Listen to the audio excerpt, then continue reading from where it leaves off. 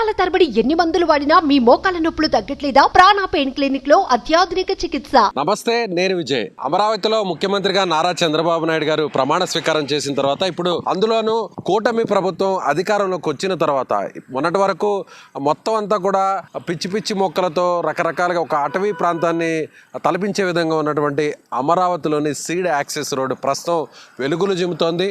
ఒక్కసారిగా కూటమి ప్రభుత్వం, తెలుగుదేశం పార్టీ అధినేత చంద్రబాబు నాయుడు ముఖ్యమంత్రి అయిన తర్వాత ఏ విధంగా రోడ్డు కలకలాడుతుందో చూడొచ్చు.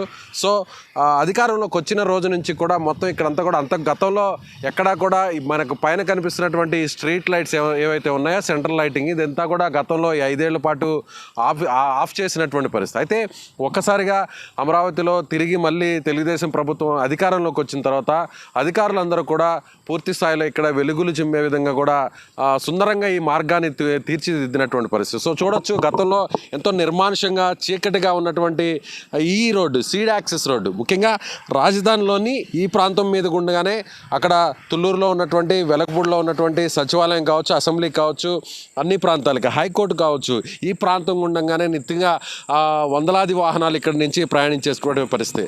మెయిన్ సీడ్ యాక్సెస్ రోడ్డు, ఈ ప్రధానమైనటువంటి రహదారి ఇప్పుడు సర్వాంగ సుందరంగా మారుతుంది. రానుబోయేటువంటి రోజులంతా కూడా మరింత సుందరంగా మారేటువంటి అవకాశం ఉంది.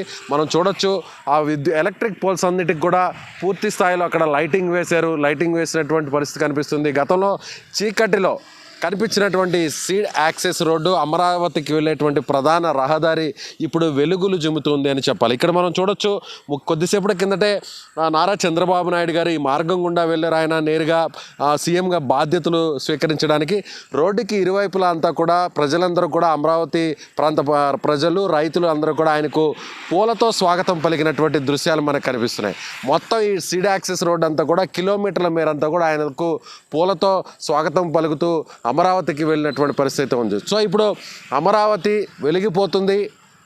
కూటమి ప్రభుత్వం అధికారంలోకి వచ్చిన తర్వాత ముఖ్యమంత్రిగా చంద్రబాబు నాయుడు గారు 4వసారి ఆయన బాధ్యతలు స్వీకరించిన తర్వాత ఇప్పుడు అమరావతి రాజధాని విద్యుత్ కాంతులతో వెలిగిపోతుందనే చెప్పాలి.